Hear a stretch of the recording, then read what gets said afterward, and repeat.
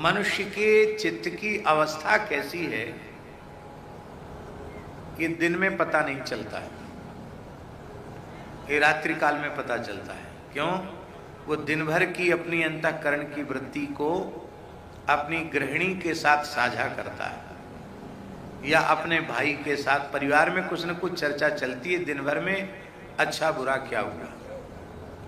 तो इस मनुष्य की वृत्ति कैसी है ये पता चल जाता है। और साधक को भी स्वप्नावस्था में ही हमारा साधन कैसा चल रहा है इसकी अनुभूति होती है। इसलिए स्वप्न विज्ञान कोई सामान्य विज्ञान नहीं है, साधकों की उपासना का दर्पण है स्वप्न। क्योंकि स्वप्न की अवस्था में जीव स्वयं ही स्वप्न का सृष्टा होता है, वहां कोई दूसरा व्यक्ति नहीं है। इसलिए वेद में लिखा है न तत्र रथा न रथ योगा न अश्वा न पंथा, वहां न रथ है न मार्ग है न घोड़े हैं न सारथी हैं। फिर भी व्यक्ति स्वप्न में देखता है कि हम रथ में बैठे जा रहे हैं, घोड़े पड़ाक पड़ाक दौड़ रहे हैं। अब बताओ वहां रथ कहां से आया? सपने में घोड़े कहां से आए? रास्ता कहां से आया? वस्तुतः उस रास्ते की सृष्टि भी जीव ने ही की, घोड़े की सृष्टि भी मन ने की, सारी सृष्टि वह अंतःकरण ही उस समय सारी सृष्टि करता है। और मदन मोहन जी इससे एक बात और प्रमाणित हो जाती है कि जीव भगवान का अंश है, ये बात पक्की हो गई। क्यों? भगवान जैसे सृष्टि करते हैं जीव भी सृष्टि करता है, पर बात यह है कि भगवान की सृष्टि अलग प्रकार की है, जीव स्वप्न की सृष्टि करता है, पर करता तो है, क्योंकि पालन भी करता है, संहार भी करता है, सब काम करता है। और ये सब काम ईश्वर के काम है, तो भले ही स्वप्न में ही क्यों न करे, पर करता है। इससे सिद्ध हो जाता है कि जीव ईश्वर का ही अंश है। ये बड़ी बारीक बात है, सूक्ष्म बात है। साधन से कभी उदासीन, हताश या निराश नहीं होना चाहिए, लेकिन अपने स्वप्न की ओर बहुत ध्यान साधकों को देना चाहिए। क्योंकि वृत्ति में रजोगुण तमोगुण का अधिक प्रभाव होगा तो मन माने अंतःकरण स्वप्न में उसी प्रकार के दृश्यों की सृष्टि करेगा। रजोगुण तमोगुण जब समाप्त हो जाएगा साधन करते करते, तब स्वप्न में आपको सात्विक दृश्य दिखाई पड़े। गाय का दर्शन, ब्राह्मण का दर्शन, संत का दर्शन, तुलसी का दर्शन, श्री गंगा यमुना जी का दर्शन, हिमालय का दर्शन, इस प्रकार के किसी देवी देवता का दर्शन। ये जब वृत्ति रजोगुण तमोगुण से ऊपर उठती है साधन करते करते, तब ऐसा होता है।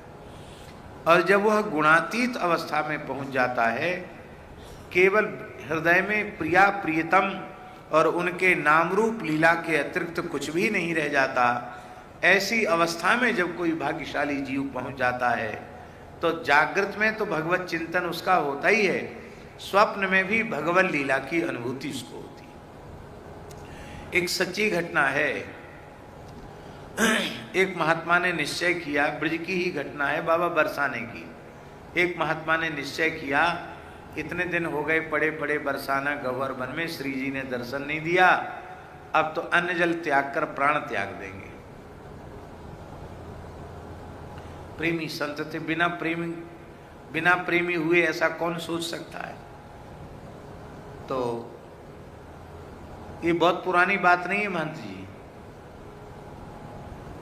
माने उस समय की बात है जब गह्वर वन की कच्ची परिक्रमा थी। कच्ची परिक्रमा हमने दी, तब इतनी भीड़ नहीं थी, बिजली नहीं थी, गह्वर वन में बिजली नहीं थी, कच्ची परिक्रमा थी, उस समय की बात है बाबा।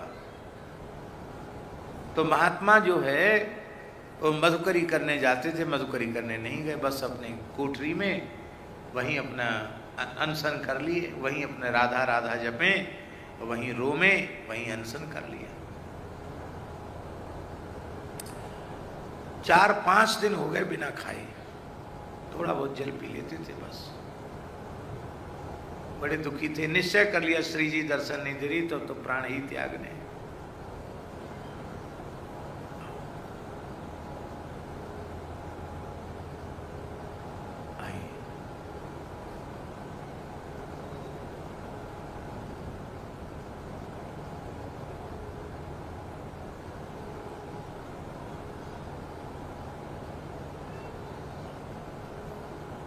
वहीं से प्रणाम। जय।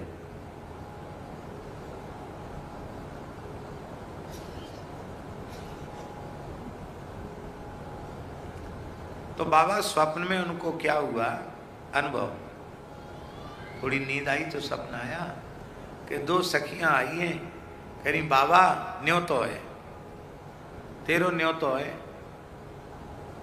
हमारी मैया बुला रही है। कौन है तुम्हारी मैया? बोले कीर्ति मैया बुला रही है। और कौन है? बोले हमारी स्वामिनी है राधा रानी, वो बुला रही है। अच्छा तो तुम कौन हो? बोले हम ललता विशाखा हैं। सपने की बात तो उनको भूल गया कि हम अनशन किए बैठे। अरे बोले जब तो कृपा हो गई श्री जी की, चलो 4-6 दिन है गए, कछु खाओ पियो नहीं, अब तो श्री जी के महल से निमंत्रण आया तो जरूर पाएंगे।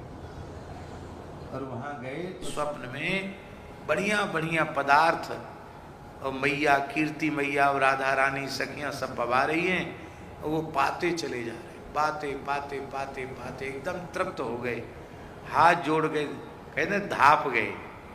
बोले बस अब तो एकदम यहाँ तक भर गया, पर जगह भीतर नहीं है, पर अभी तृप्ति नहीं, वैसे लगता और पावे और पावे।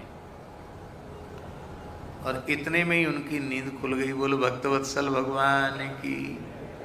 अब ये लीला तो स्वप्न की थी, पर खुल गई नींद। तो नींद खुलने के बाद ऐसा नहीं लगा कि हम 5-7 दिन से हमने भोजन नहीं किया। महाराज जी बाबा ऐसा अनुभव हुआ कि नार तक प्रसाद से भरी हुई है। कभी देखा है? ज्यादा पाने पर सांस लेना भी मुश्किल पड़ता है। ये हालत बाबा की हो गई। और 5-7 दिन तक जब डकार आवे तो दिव्य सुगंध है। अब देखो लोग कहते हैं स्वप्न झूठे होते हैं, ये झूठा मानोगे आप? पाया स्वप्न में और प्रत्यक्ष शरीर में प्रसाद पाने वाली तृप्ति होगी। ये इस प्रकार की जो ठाकुर जी की लीलाएं हैं। अब आप कहोगे कौन महात्मा थे, कैसे थे, हम क्या बताएंगे आपको, नहीं बता सकते। बस विश्वास करो, ये जो हम कह रहे हैं ये कपोल कल्पना नहीं है, सत्य घटना है। और ऐसी घटनाएं आज भी ब्रज में हो रही है। देखो मनुष्य जो कुछ जागृत अवस्था में करता है क्रियाकलाप, अथवा जैसा चिंतन करता है, स्वप्न में भी प्रायः वैसा ही होता है। ऐसा कई बार हो जाता है, हमको भी कई बार हो जाता है। कथा पीछे रह जाती है, सप्ताह कथा में तो बड़ी चिंता होती, करे आज 3रा दिन हो गया और हम तो 3रे स्कंद तक ही बड़ी मुश्किल से पहुंच पाए। अब कल 4था दिन है, भगवान का जन्म होगा, और यदि 4थे दिन जन्म नहीं करेंगे तो आगे तो ठाकुर जी की लीला तो स्पर्श ही नहीं कर पाएंगे। तो बड़ी चिंता कई बार हो जाती, करे कैसा प्रमादी स्वभाव है। वक्ता लोग तो नाच गा लेते हैं, चुटकुला भी सुना लेते हैं, फिर भी समय बच जाता है, सब कथा मौके पर मुकाम पर पहुंच जाती। हम इतना पिछल्लू पीछे क्यों रह जाते हैं? अब सो गए, अब सपने में 4थे स्कंद से कथा शुरू कर दी, करते करते करते खूब तेजी से कथा कही। बोले आप पोथी नहीं खोलेंगे, पोथी में कहीं कहीं अटक जाते हैं। जिस श्लोक का दर्शन हो गया उसमें रस आ गया, उसी में डट गए। तो अब कथा कहना शुरू की 4थे स्कंद से लेके, और नंदस्त्वात्मज उत्पन्ने जाता ह्लादो महामना आहूय विप्रान वेदज्ञान स्नातस्सु श्रीलंकृता। इतनी प्रसन्नता हुई, नंदोत्सव का श्लोक आया। अरे देखो ठाकुर जी ने पार लगा दिया। जैसी जगह, अरे भैया ये तो सपने की कथा थी। सपने की कथा से मंच पे काम तो नहीं चलेगा, मंच पे तो भले ही कैसे भी हो चौथे दिन से, चौथे स्कंद से ही कथा कहनी पड़ेगी। तो कई बार ऐसा हो जाता है कि चौथे दिन वाली कथा 7-7, 8-8 घंटे तक की हो जाती, कई बार एक बैठक में 6 घंटे 7 घंटे तक की कथा हो जाती। हम लोग बद्रीनाथ में थे, पूज्य गोरीलाल कुंज वाले महाराज जी थे। कथा शुरू हुई बाबा, एक आसन से 10.5 घंटे कथा, और आरती होते होते 11 बज गए। आश्चर्य की बात यह है कि हम तो एक आसन से बैठे ही रहे, श्रोता भी बैठे रह गए, संत भी बैठे रह गए। ये बड़ी विलक्षण बात हुई, शायद इतनी लंबी बैठक कभी नहीं भई होगी। उसके बाद तो जैसे कोई आवेश शरीर से उतर जाए, और उसके बाद फिर दिन में तो कुछ पाया ही नहीं था, फिर रात्रि में भी कुछ भी नहीं लिया, बस कथा की नशा में सो गए। पूज्य गोरीलाल कुंज वाले महाराज जी भी पूरे, कई साल पुरानी बात है, वो भी महाराज पूरे समय बैठे रहे, एक मिनट के लिए उठ के नहीं गए कहीं। ऐसा होता है। तो ये कोई विशेषता कि आप भी ऐसा करो। जो कारीगरी का काम करते हैं वे सपने में कन्नी चलाते होंगे, जो दुकान में काम करते हैं वो तराजू लेके तौलते होंगे, और जो दिन भर माला जपते हैं वो रात्रि को सपने में माला फेरते होंगे।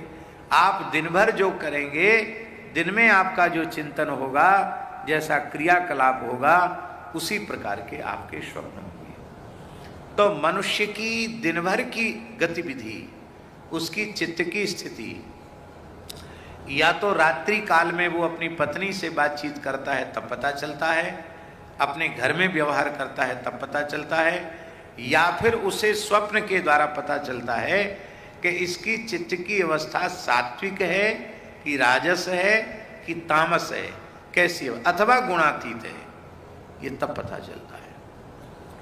तो भगवान श्री राम छद्म वेश में स्वयं पधारे, और एक किसी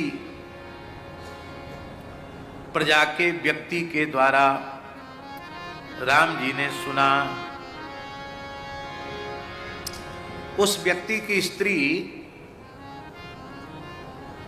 अपने पति के अत्यंत दुष्ट व्यवहार के कारण, क्रूर व्यवहार के कारण त्रस्त होकर कहीं चली गई थी। ऐसा होता है ना, जब आदमी के ज्यादा ही पीछे कोई पड़ जाए तो भैया प्राण तो बचे। तो कहीं चली गई बेचारी परेशान होके। 2-3 दिन के बाद आई तो वह उसको पीट रहा था और कह रहा था, नाहम विभर्मि त्वाम दुष्टाम असतीम परवेश्मगाम स्त्री लोभी बिभ्रियात सीताम रामो नाहम भजे पुनः। तू घर छोड़ के चली गई, उल्टा है, दुष्टा है, असती है, पता नहीं किसके घर में रही होगी, और अब मैं तुझे अपने पास नहीं रख सकता। कैसे? बेले जैसे स्त्री के लोभी राम जी ने 1 वर्ष रावण के यहां रही हुई सीता जी को अपने पास फिर से रख लिया। ये दूत ने नहीं सुना है, शुक रामायण के अनुसार राम जी ने स्वयं सुना। इसके बारे में कल हम विस्तृत चर्चा कर चुके हैं, इसलिए और अब उसकी पुनः चर्चा नहीं करनी है कि इस लीला में क्या रहस्य है, इसकी हमने कल चर्चा की थी। प्रेम की सर्वोच्च दशा प्रकट हो रही है, और प्रकट लीला में राजधर्म का पालन कितना कठोर है। सच्चा राजा वही है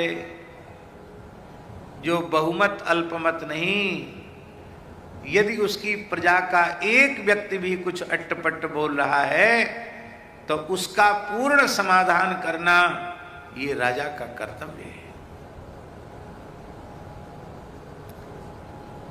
दूसरा कोई होता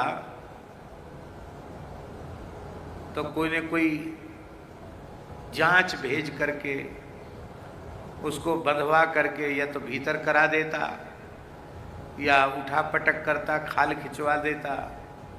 पर श्री राम जी दुखी हो गए कि अभी तो कुछ नहीं, ऐसी बातें और आगे बढ़ेगी तो श्री जानकी जी का जो पवित्रतम दिव्यतम चरित्र है वो धूमिल नहीं होना चाहिए, क्योंकि तीय चढ़ी हई पतिव्रत असी धारा श्री जानकी जी का स्वरूप हुआ है, जिनका स्मरण करके भारतीय नारियां पातिव्रत धर्म पालन रूपी खड्ग की धारा पर चलेंगी, तलवार की धारा पर चलेंगी।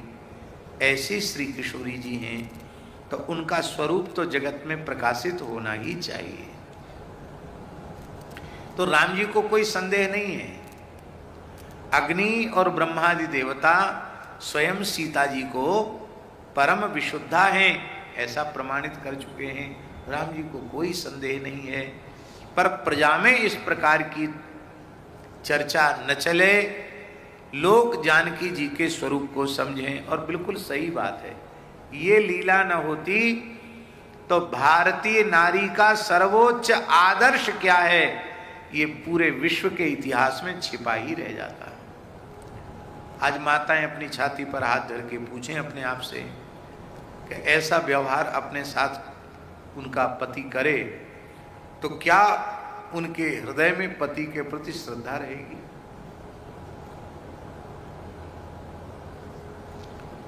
आज तो नेक सी बात पर अभी ब्याह हुए 4-6 महीना भी नहीं हुए कि दोनों ही कोर्ट में पहुंच गए कि हम छुट्टी चाहते हैं। ऐसी ऐसी विचित्र घटनाएं घट रही हैं कि सुन करके लज्जा से सिर झुक जाता है।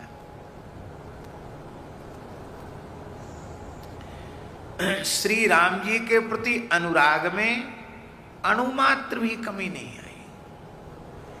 और विलक्षण बात है बाबा, श्री राम जी के हृदय में किशोरी जी के प्रति प्रेम में रंचमात्र न्यूनता नहीं आई। अच्छा चलो, हम लोग ब्रज में बैठे हैं,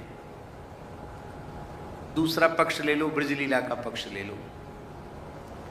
ठाकुर जी संपूर्ण मथुरा को द्वारिका ले गए अपने संकल्प से। बोलो, पैदल गए कि वाहन से गए? कैसे नहीं, भगवान ने संकल्प किया, सोए थे मथुरा में, जगे द्वारिका में। ठाकुर जी ब्रजवासियों के लिए संकल्प नहीं कर सकते थे क्या द्वारिका लीला में? क्या सर्वोपरि रूप में राधा रानी को वहां प्रतिष्ठित नहीं कर सकते थे क्या?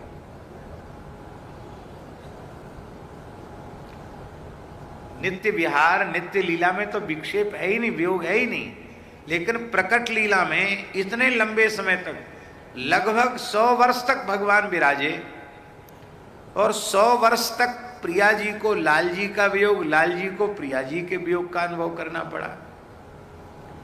इसकी आवश्यकता क्या थी? सभी ब्रजवासियों को ही वहां ले जाते, न ले जाते तो कम से कम श्री जी को तो ले ही जाते। कोई कुछ कहता क्या भगवान से? पर प्रेम का विशुद्धतम स्वरूप क्या है, ये कैसे प्रकट होता है? स्वर्ण की द्वारिका है, ब्रह्मादि देवता भगवान का स्तवन कर रहे हैं। क्या अद्भुत ऐश्वर्य है भगवान का द्वारिका में। महाराज जी, द्वारिका में ऐश्वर्य की बात जाने दीजिए। द्वारिका द्वारिका नगरी नहीं, पुरी नहीं, साक्षात वैकुंठ हो गया है। साक्षात वैकुंठ है द्वारिका। जो वैकुंठ में भगवान का वैभव है, वही वैभव भगवान का द्वारिका में है। साक्षात महालक्ष्मी भगवती रुक्मिणी के रूप में प्रकट हुई है। ये 8 पट्टरानी, ये वस्तुतः अष्टलक्ष्मी ही है। 16,100 रानियां, वो भी सब लक्ष्मी जी के ही स्वरूप हैं। भगवान का अखंड विलास है, बड़ा दिव्य ऐश्वर्य है द्वारिका में। पर प्रेम कैसे प्रकट होगा?